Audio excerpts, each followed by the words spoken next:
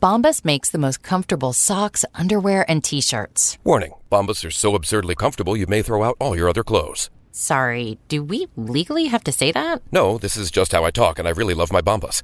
They do feel that good. And they do good, too. One item purchased equals one item donated. To feel good and do good, go to bombas.com and use code AUDIO for 20% off your first purchase. That's BOMBAS.com and use code AUDIO at checkout.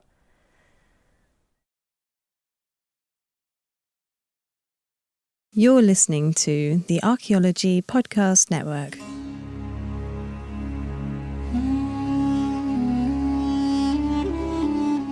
You're listening to the Rock Art Podcast. Join us every week for fascinating tales of rock art, adventure, and archaeology. Find our contact info in the show notes and send us your suggestions.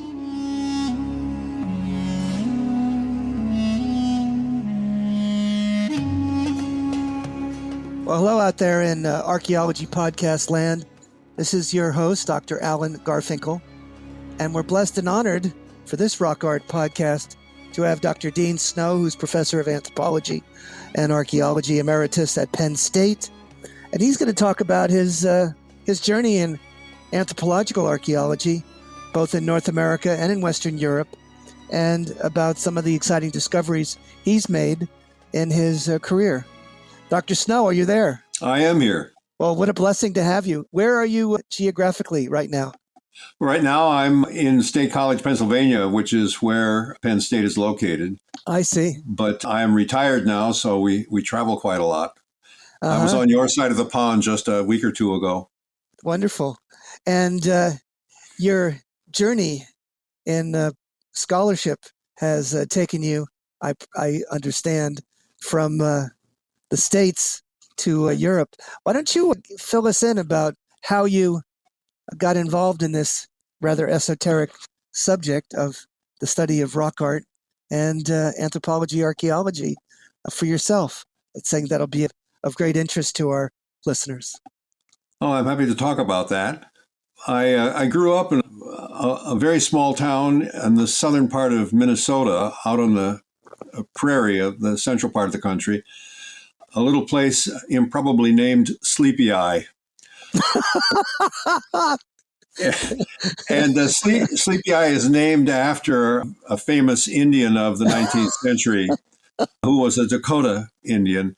And it was possibly partly because of that I got interested in the Indian archaeology of North America at a young age. And I discovered when I was in high school that there was a site very near that little town, and that an old man that lived in Sleepy Eye knew where it was and could take me there. And so I recruited him, and he said, well, I'll take you there, but you have to drive because I'm 95 years old and not driving anymore.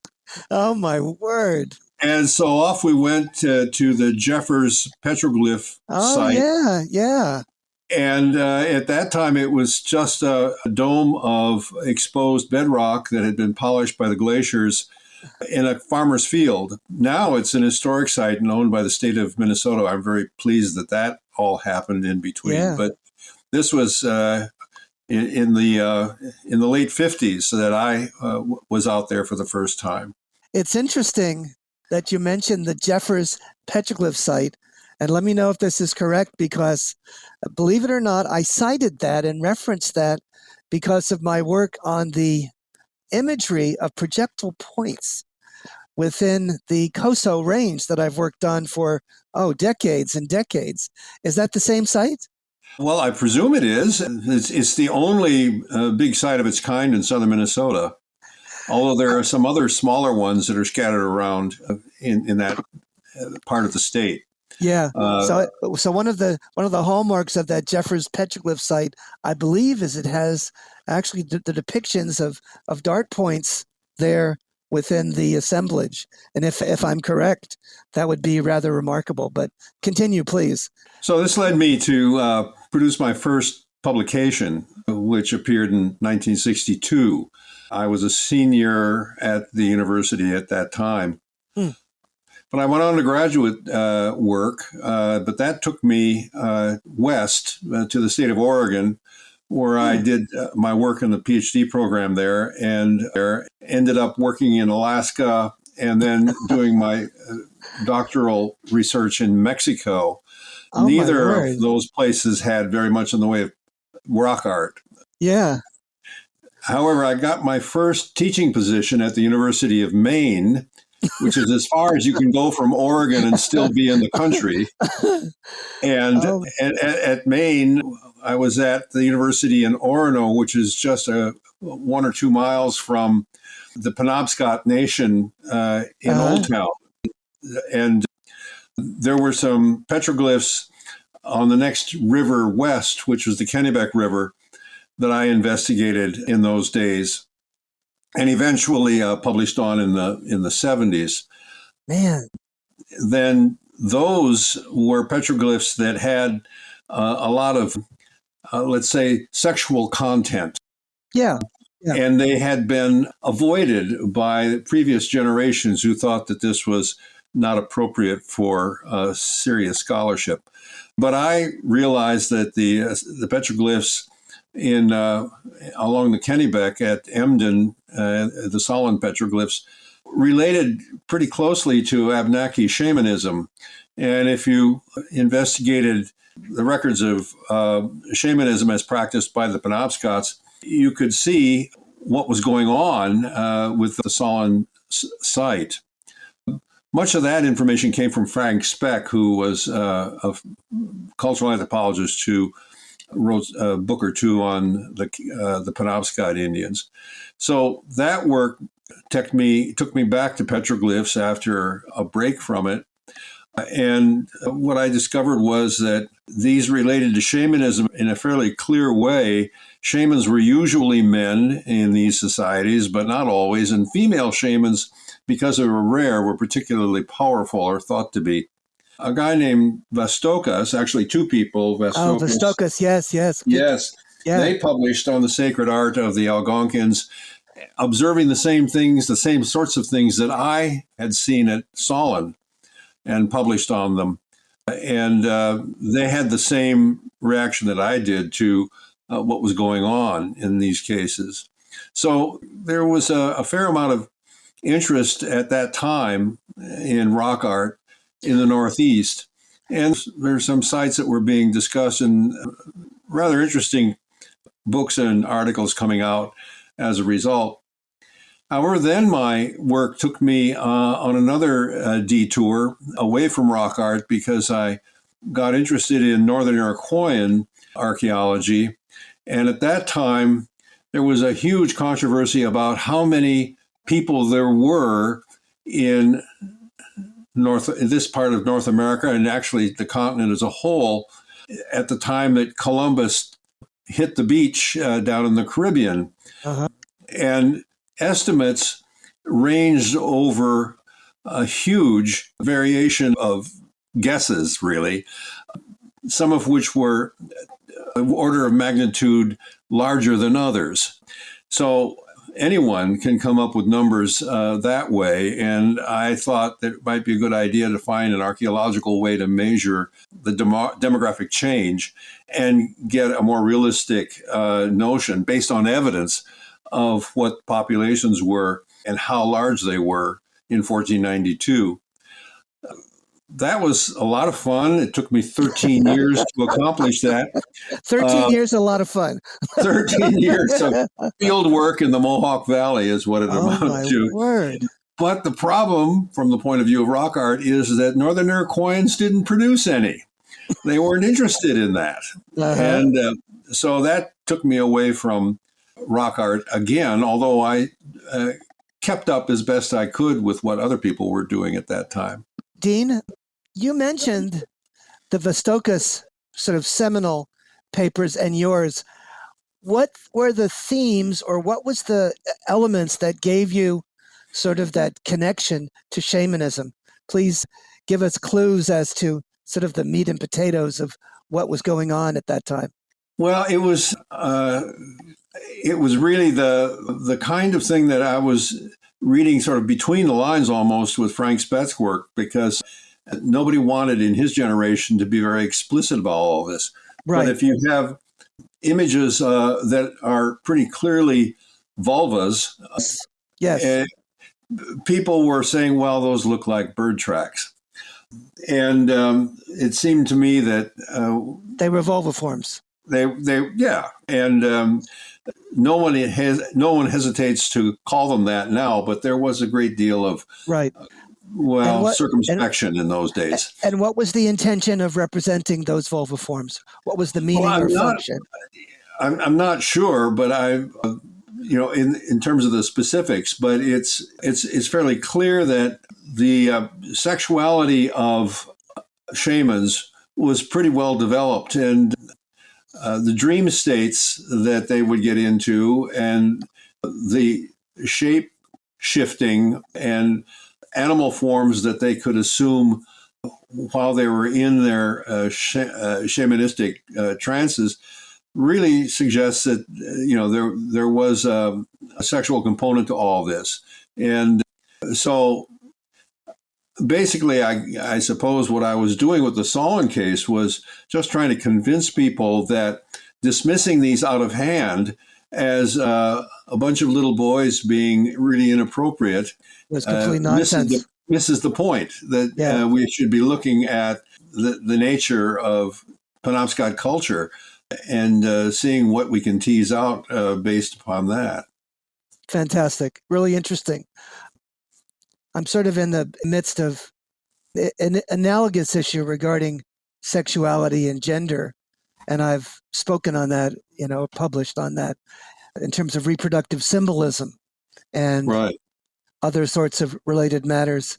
And one of the things that seems to hit me again and again and again, and tell me if I'm off base on this, it has to do with sometimes increased rights or the manifestation of openness to reproduction and also the vitality of both the culture and wanting to develop visual prayers to creators and creations on high to continue the fluorescence of a culture. Does that make any sense? Well, yeah, I think it does. It's a fundamental part of human life. And the fact that it wasn't being ignored and they were expressing themselves in those terms should be of no surprise, it seems to me. Right. And when we look at these images, I think there's sort of a transcultural understanding often of what are some of the basic yearnings of people, right? Yeah. Just to stay alive, to reproduce, to have sufficient bounty of the natural environment so that they can live. And certainly native people, especially if they were foragers or simpler cultures, had a challenge in facing those natural proclivities. I think I would agree with that. Yeah, and there are other sort of standard bits of imagery that transcend cultural boundaries too. We see the bird motif over and over again. Over and over again. Yeah. Let's stop there for a moment, and then we'll pick up this discussion, which is getting very, very interesting, in the next segment. See you in the flip-flop, gang. Welcome back. We're in the second segment of our podcast, and this is episode 147, and we're blessed and honored to have Professor Dean Snow, Dr. Dean Snow, and we were just talking about the avian elements that are sometimes seen in rock drawings. I'd be very interested to hear, Dean, what you have to say about that subject. Well, I saw them at the Jeffers petroglyphs in Minnesota. I saw them on the rocks in Maine. It's pretty widespread. And if you read the literature, you can find lots of examples from other parts of North America. In the years that I was teaching at the University at Albany in New York, in addition to the Iroquois and stuff, I did a lot of surveying of large monumental sites across the eastern part of the country and looked at a lot of the 2,000-year-old effigy mounds scattered across the Midwest. And not a few of them were avian. They're enormous birds. There's one on the grounds of a mental hospital on the north side of Lake Mendota in Wisconsin. And it's just enormous. The wingspan is a couple hundred feet. It's really quite extraordinary. And it's not alone. There are other bird effigies there as well. So that whole motif finds its expression in a variety of different ways. You see petroglyphs, you see effigy mounds, you see designs on pottery that might be avian symbols. And so between the large winged figures and mounds, it's really quite noticeable in theme in American Indian expression, whether it's large or small. So I've had a sort of intimate acquaintance with that theme and written very little about it, by the way. And I don't see it really coming out to any degree in the discussion of foragers, hunter-gatherers, and their rock art very often. In fact, the literature says that the depiction of birds are, in fact, rare. But that being said, over in the Altai, a rock art expert, a scholar, found some of the earliest material that she thought was pre-shamanic even, that showed these creatures, these animal-human creatures with that she thought were birds and had feathers at their base. And of course, in the Kosos, what I've been discovering for the last 50 years is an extraordinary array of decorated animal-human figures that are avian in appearance, have avian legs and feet, and also are decorated with quail plumes. And so I've begun talking and thinking very deeply about that. And also that these images have fringe, which, of course, in some ways, I'm told, represented feathers for on the shaman's coats and other regalia.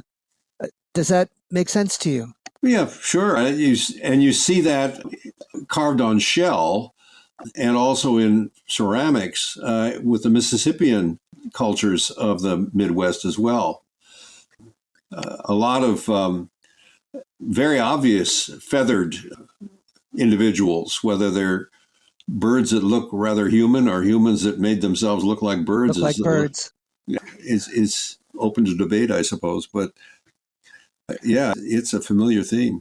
So what I've come to understand or think about, or at least hypothesize, is that one of the reasons that this fringe detail exists and these avian qualities are embedded in a lot of these figures, of course, is because of the shamanistic element, the trance element, but also the element that these individuals were able to fly up into the sky and commune with supramundane beings. Yeah. And also to deal with some of the natural world elements and bring down the rain as well. Also, there is, this ongoing depictions of the figure of the Thunderbird. Right. Yes. And we see this, believe it or not, in Koso rock art and also in Nummic rock art. And they seem to be associated with fertility. And the images that you talked about in terms of sexuality are emblazoned upon the rocks, interfingered with these avian figures. Tell me a bit more. Well, if I go back to some of the Penobscot ethnohistory, you can see things that reinforce what you're observing here. I think shamans amongst the Penobscots tended to have variable power. And the most powerful one that I've read about is old John Neptune, who was alive in the 19th century. And he could, as I recall, I'm guessing now from my memory, but as I recall, he could transform himself into 6 different animal forms, depending upon how he felt in that particular episode. Most had a single animal form that they could assume. But John Neptune was a very powerful shaman, and he was also a very well-known, I would say, sexually robust individual who had several wives. Yeah. So this stuff goes together, and it doesn't seem to me to be accidental. It also explains why, if you have a female shaman, she is regarded as particularly powerful, because this is not a talent that most women say they have. It's a rare occurrence amongst women. So it all comes together in that sort of society in that way. Makes sense. Now, moving forward in the history of your association with rock art, you sort of jumped to another piece of geography, haven't you? Yes.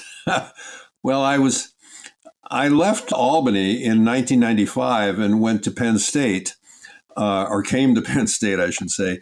And I came as an administrator.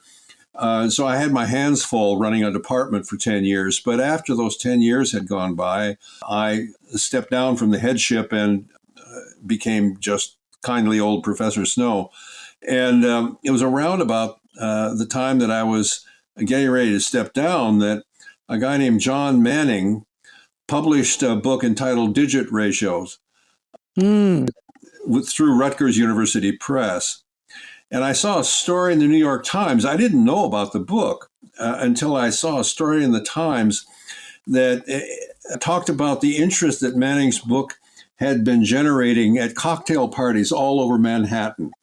And it turns out that people were very struck by what he was saying in his book, and they were comparing hands wrapped around their martini glasses, I presume, and were interested in what inferences they could make about their digital indices. Okay.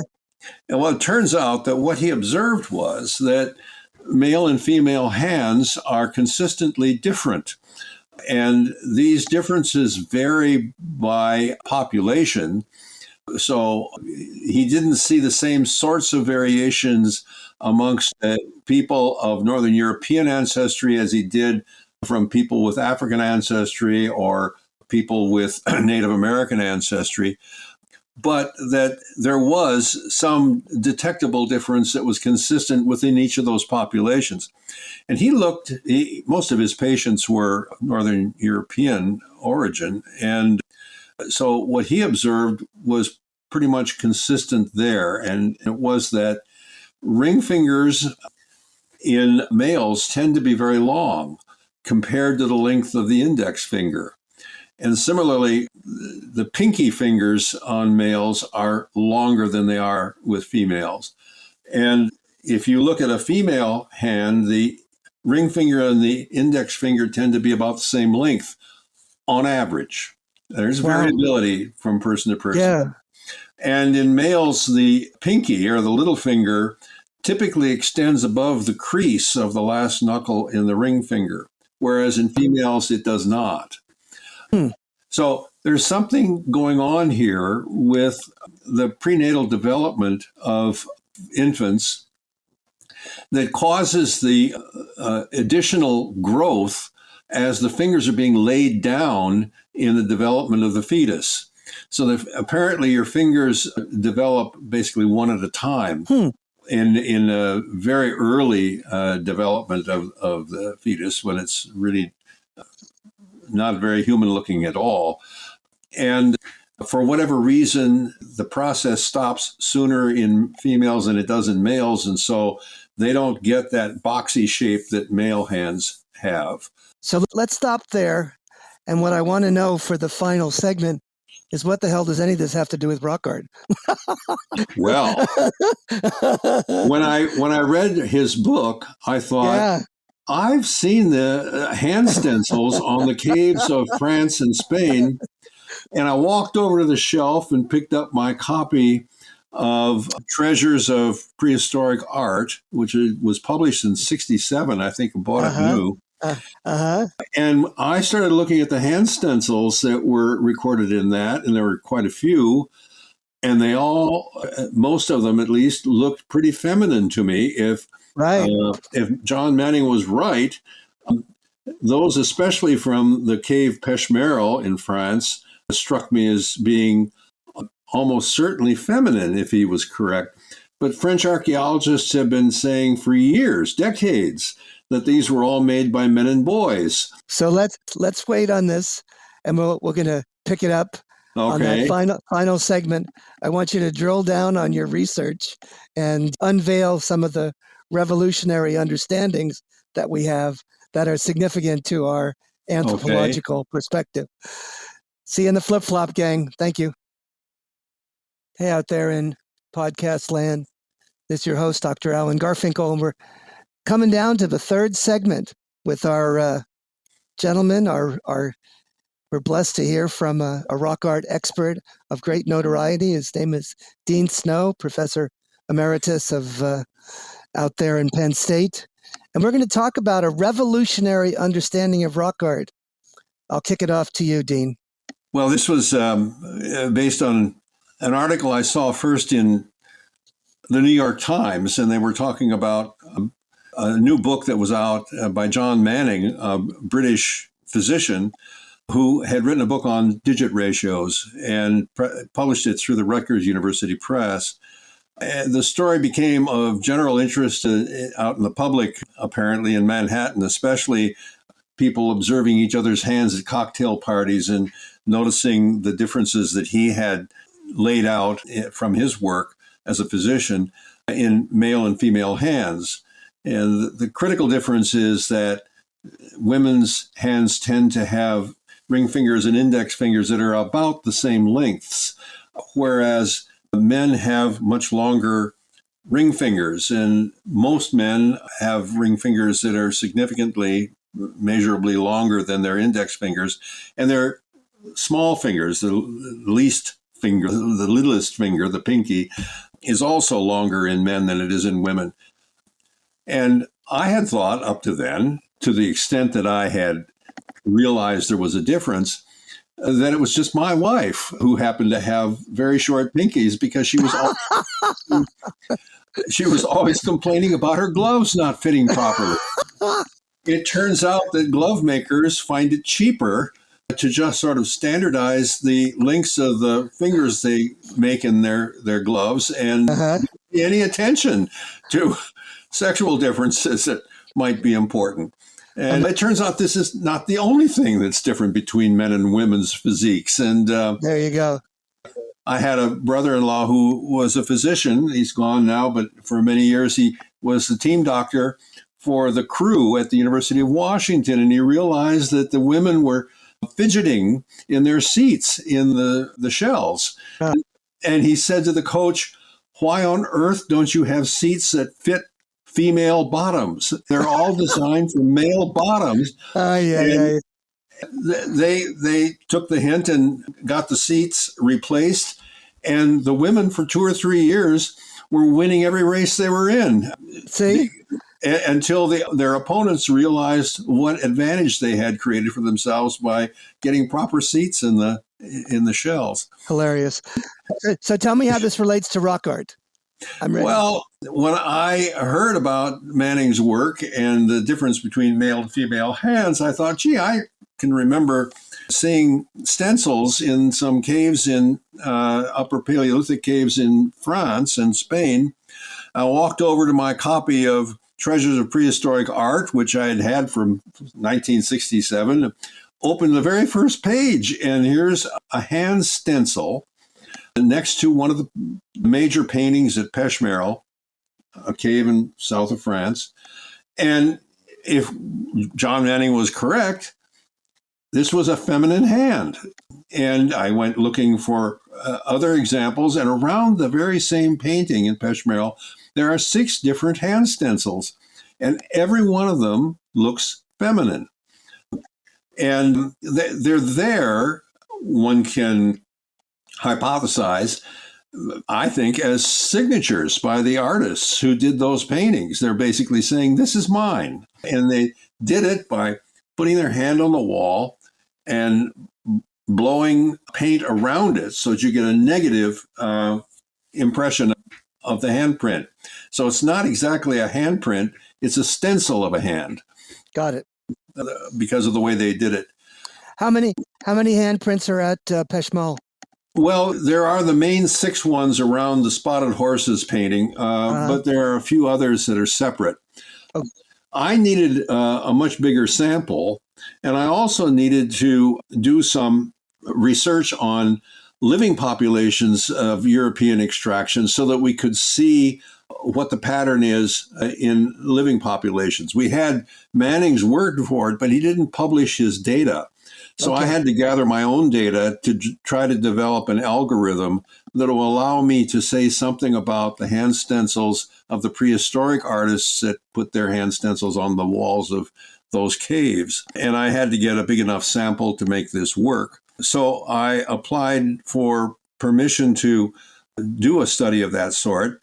And there was a great debate at the university at Penn State about whether or not I was dealing with human subjects, because one could argue that since the people who made those stencils have been gone for 20 or 30,000 years, perhaps we shouldn't worry about the fact that they were human and are, subject to all of the constraints that we put on research into living humans. But then we decided, well, in all probability, all of the hands that I would get scans of in order to do my baseline study would be living humans. And so, all right, we did need to come up with protocols for getting those data so that I didn't intrude on people's privacy or HIPAA regulations or anything like that. And we did that. How many hands did you have to do? Oh, hundreds. Hundreds. Yeah, I needed a 100 or 200 in order to what the averages were and produce an algorithm that would allow me to solve whether an unknown was male or female. But then I had to do it a second time in order to test the validity of the first exercise. So this took a while. Absolutely. Now, in that sampling of the hands, how many hands were there? And was it a cross section? Was it men, women, young and old? I got my father's hand. He was in his 80s at the time. I got some of my colleagues' hands. I got a large number of undergraduate students that volunteered. They thought this was great fun. And all of them were very helpful. I also was concerned that there was not going to be consistent ratios in younger children. So in as much as I have 7 grandchildren, the first thing I looked at in those days when they were born was their little hands. And sure enough, the ratios were there consistently. The girls and the boys were both quite identifiable just from their hands. And so then you went to the rock art, correct?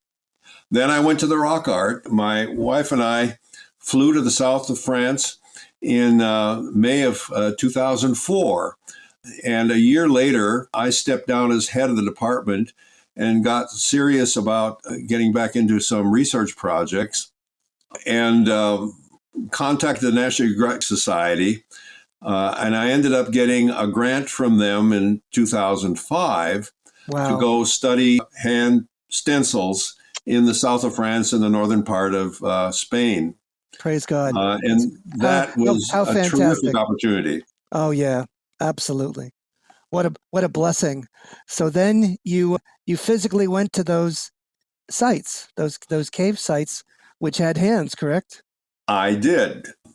And then I realized that I had some political problems to overcome. Both the Spanish and the French governments give permits to archaeologists to have exclusive use of archaeological resources for the durations of their research projects. Okay. So that means that I had to not just get permission from the Spanish and French governments, but I had to get permission from the people who already had permissions to work in these caves. Yes. And to do that, I had the help of a colleague in Paris, Francois Jinjian, who I owe a great debt of gratitude still after all these years, because my French isn't very good, but my Spanish is quite good. He has no Spanish, but he has English and French, of course. Perfect. And so the two of us together were able to talk to the principal archaeologists that were invested already in working in these caves. And we actually attended a meeting of French and Spanish archaeologists down in the Pyrenees. And I worked to the Spanish-speaking side of the room. He worked the French side, and we got the job done. Got the job. But How long did it take you to physically go to those caves and take the well, actual measurements? I did it in 2 or 3 trips over there, and we spent a lot of time driving around in between these places. Right. Some of them turned out not to be useful because the handprints were either too faint to be measured, or there were too few of them, or we couldn't get in the cave for one reason or another. Sure. But we ran into a lot of archaeologists who were already working in them, and they were all just terrific people to deal with. And, there was a guy who had been working in Peshmerel for years, and lunch was he was just so happy to know what I was doing and help me do it. Fantastic. It turned out that one of the most important caves was a place called Gargas. I don't know if you've heard of it. It's in way down close to the Pyrenees in the south of France. And there are a couple hundred hand stencils in that cave. Gotcha. The problem was that the permit was already in the hands of Pascal Foucher and Christiana San Juan Foucher and their assistant, Joan Rameau, were all very eager to help, but we had to work out an arrangement so that everything would be above board. They basically took Francois and me on as colleagues. After we had dinner and a few glasses of wine, everything was worked out so I could work in Gargas. Then the only problem turned out to be that for whatever reason, the people who had left their hand stencils in Gargas were in the habit of chopping off sections of their fingers. And oh, my word. There's been a lot of talk about why they were missing joints of their fingers. Okay. And some French archaeologists have speculated that maybe they were getting frostbite in the winter or something. So tell us what the results of your study were.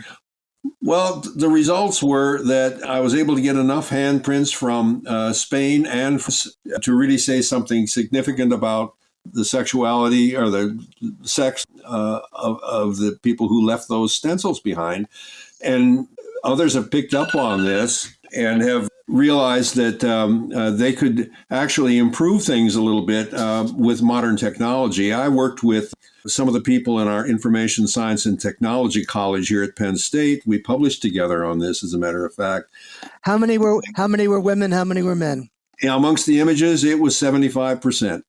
5%. An English lab or a bunch of English archaeologists working together have improved that to about 80% because they were able to use new technology that measures the landmarks on images, and we didn't have that available at the time. So things have improved. Were all the caves had that kind of representation where we had 75 or 80% women represented? Yeah, no? It's very difficult to say that because the samples are so small in each cave. Even in Gargas, where there are hundreds of stencils, only a few of them had all fingers intact so that I could measure. Most of them were incomplete stencils. Okay. But to the extent that we can say with any certainty, I think that ratio holds up, that we didn't have cases of only men or only women in any of the caves. There was a mix, but it was dominated by women. So do you believe, besides these hand stencils, that women were the artisans that were crafting the images on the cave walls? One has to make that leap, I think, because the hand stencils are intimately associated with the paintings. So in the case of the spotted horses at Peshmerel, there are 6 hand stencils right next to the image. And it's one of the most striking images in any of the caves. Okay. And you have to conclude that this is people saying, I did this. Wow. Well, that's quite an epiphany, and it's quite a revolutionary, or how would you put this, kind of a paradigm shift on trying to understand these caves and understand them from a from an androcentric to a matriarchal fashion, it changes the whole game, doesn't it? I think it does. And I'm still running into people who have found out about it. Yeah. And I was having dinner.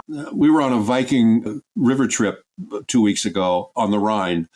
And we were having dinner with a couple, and she expressed an interest in handprints. And didn't somebody discover that that they were mostly women? And I said, yeah, that was me. And I love it. I love it. And my sister called me last week to tell me that NPR had a story about it last week. Sure. And they said that some guy had found out that most of these were being made by women. And she was outraged because some guy was her brother and they didn't tell his name. Exactly. Well, what's the overall takeaway? What is your something you have to share with our listenership about the nature of your discovery?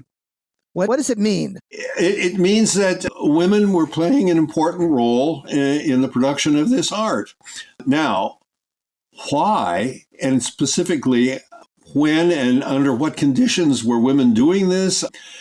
People always want to go the next step and now answer the next questions. And we don't have the evidentiary ability to do that yet. But even at the most preliminary or basic level, to say that women were in those caves fashioning those paintings, right, and the bulk of them being women, I think turns the tables on our understanding of the significance, meaning, and metaphors that are being represented. Yeah, remarkable. Dr. Snow. It is. Yeah, it was for me. It was a remarkable experience to be able to do this, and I hope somebody else can stumble across a problem like that suddenly has a solution available and revolutionary implications.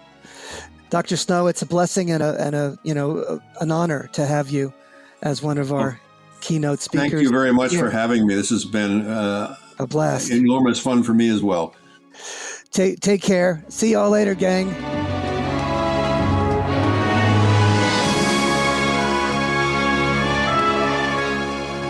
Thanks for listening to the Rock Art Podcast with Dr. Alan Garfinkel and Chris Webster. Find show notes and contact information at www.arcpodnet.com/rockart. Thanks for listening, and thanks for sharing this podcast with your family and friends.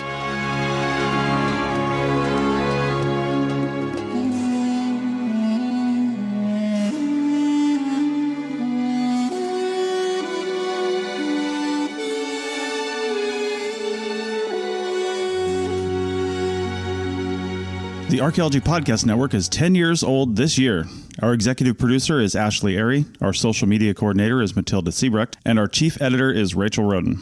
The Archaeology Podcast Network was co-founded by Chris Webster and Tristan Boyle in 2014 and is part of Cultura Media and DigTech LLC. This has been a presentation of the Archaeology Podcast Network. Visit us on the web for show notes and other podcasts at www.arcpodnet.com. Contact us at chris@archaeologypodcastnetwork.com.